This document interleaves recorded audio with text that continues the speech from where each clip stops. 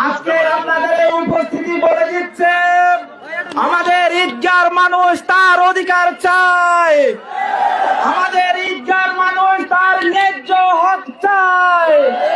আমরা বিগত দিনে তারা দেখেছি যে একটি বড় দল রয়েছে, তারা আমাদের কৃষকের মাটি লুট করছে, তারা আমাদের ফসলের জমি কেটে নাই করে দিয়েছে, তারা আমাদের পাহাড় কেটে ধুলোয় মিশিয়ে দিয়েছে, তারা আজকে ক্ষমতার কাছাকাছি এসে মনে করে সিন্ডিকে দখল করছে।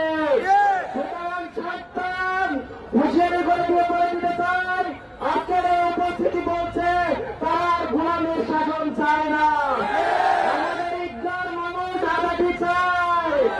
আজকের এই ঈদগার উপস্থিতি বলে দিচ্ছে আগামীর বাংলাদেশ কোরআনের বাংলাদেশ, আগামীর বাংলাদেশ ইসলামের বাংলাদেশ, আগামীর বাংলাদেশ আল্লামা সাঈদের বাংলাদেশ। আগামী যে সামনে নির্বাচন আসছে সেই নির্বাচনে বিধিবাদেরকে তথা দাঁড়িপাল্লা ভোট দিয়ে জয়যুক্ত করার দত্ত আহ্বান জানিয়ে আমার সংক্ষিপ্ত বক্তব্য এখানে শেষ করছি। ওমা তৌফিক ইল্লা বিল্লাহ। আসসালামু আলাইকুম ওয়া রাহমাতুল্লাহ।